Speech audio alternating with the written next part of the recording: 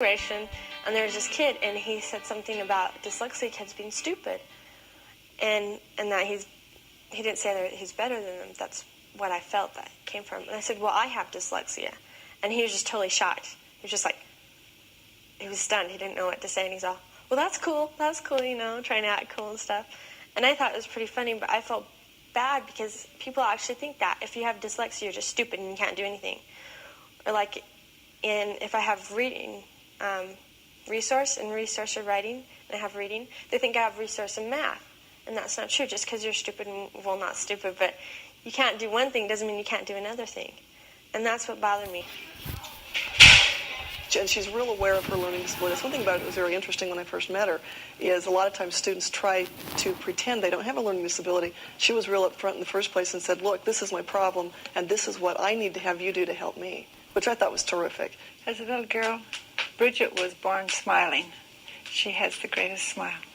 And when she smiles, her whole face just lights up. It's just charming. Even as a little tiny baby, people would comment on it. And she was always happy. She hardly ever cried. See, spelling I hate, so I avoid it as much as I can.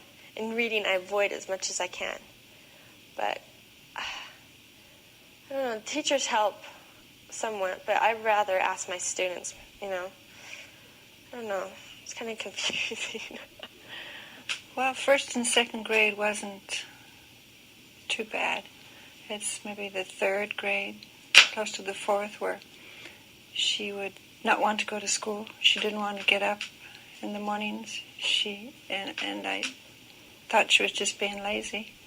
But that went on for probably a year, and I would talk with teachers, and they would tell me these wonderful things about her, but she just didn't want to participate in class. And we decided to have her tested for, she would have a real struggle reading, didn't want to read. Wouldn't read, like me to read to her, but didn't want to read any books and that type of thing. So it was probably about third or fourth grade we noticed it, and we had her tested, and that's where we discovered that it was dyslexia. And we had her put in resource. When you're in resource class, you kind of feel like an idiot or just secluded out. When people say, or when they see you walk into this class and they're like, oh, that kid's in resource or something like that. People just have a bad attitude about it. And the thing is, the kids act different than the other kids, you know. They're not normal because they have something different that everyone else doesn't. They have a reading disability or a spelling disability. Dyslexia, actually. I'm just glad I'm at a resource because I felt like I accomplished something. I really felt like I accomplished something. I overcame what I needed to do, but I still have that spelling disability, and I still need to work on that. Whether it's fish or whether it's reptiles or mammals. Bridget is a very conscientious student. She's meticulous almost to a fault. She does have a reading disability, and I think that frustrates her to some extent. But as far as her work habits are concerned, she is very thorough, very neat, and she worries that things aren't done exactly the way that they should be done, or that they're not done to the teacher's satisfaction. So she, like I say, she is meticulous to a fault. Bridget is mainstreamed because of two reasons. Number one, she's very motivated. She does have a real desire to be in mainstream classes. She's got a lot of friends, and she also has the skills. Her reading level is a little bit low, but she knows what she needs to do in order to succeed in her mainstream classes.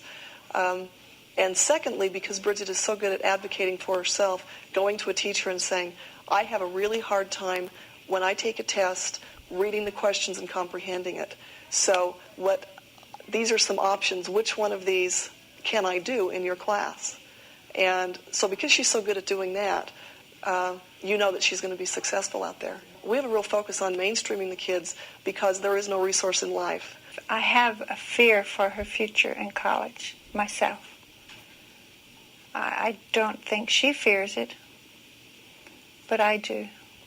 Because I felt like we did depend on the resource. The resource was a time for her to do her homework, to do her assignments, and to just have that extra instruction and help.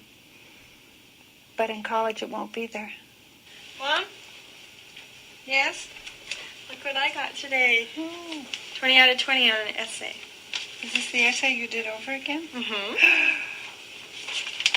Like only 2 20 corrections, out of 20. and it says looks good. And this is college stuff. This is what we're going to have to do in college.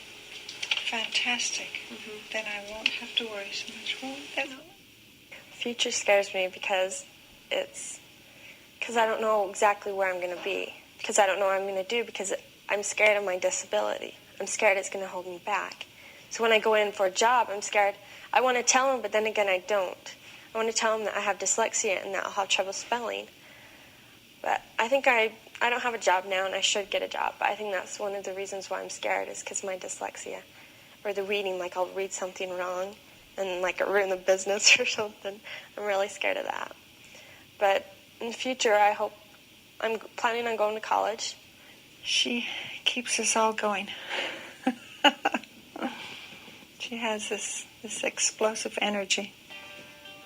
She's very vibrant.